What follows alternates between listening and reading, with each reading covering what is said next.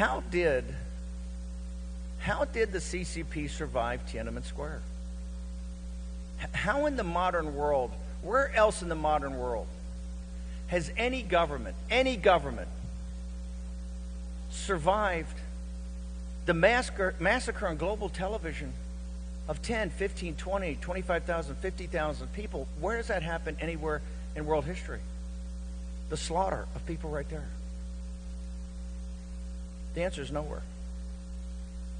Remember, when the goddess of democracy came up, Deng Xiaoping, these guys said, hey, this is now out of control, because that's going to be a symbol to galvanize not just people throughout China, but people throughout the world. The goddess of democracy will do that. Those art students thought of something that was absolutely quite brilliant. That's when they sent the troops in. But even in that 48, 72 hours, it was just like that, whether they were survived or not. It was the darkest days of the Chinese Communist Party.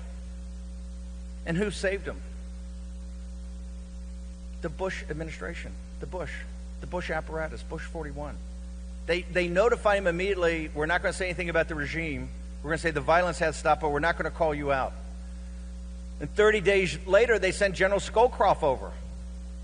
With laying out the plan, you're going to have a little bit of, you're going to have to calm down, no more killing people so blatantly, you got to dial it down. Yeah, the Mao's Guos, they can be in prison, they can disappear, they can be tortured, that's fine, that's okay. We just can't see it on global TV. You can't make it uncomfortable for us as your partner, because we got big plans. You guys are not quite there yet.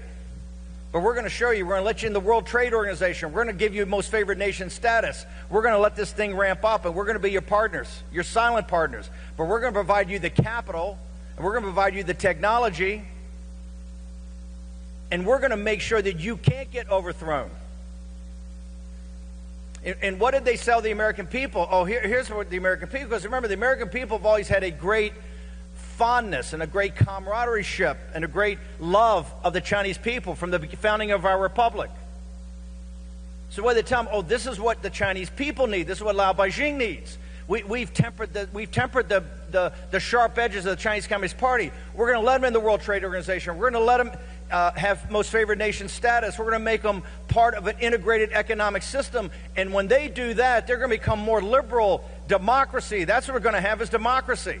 And freedom for the Chinese people, that's a bald-faced lie.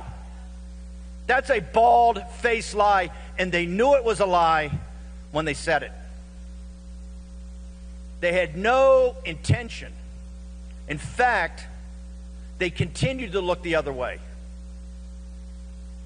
The repression really started even worse after Tiananmen Square, and the intelligence agencies knew it, and the apparatus of the American administrative state and national security state knew everything that went on. At the exact same time, we were funneling them our most advanced technology and capital. Capital, where was that capital provided from? The American Lao Beijing.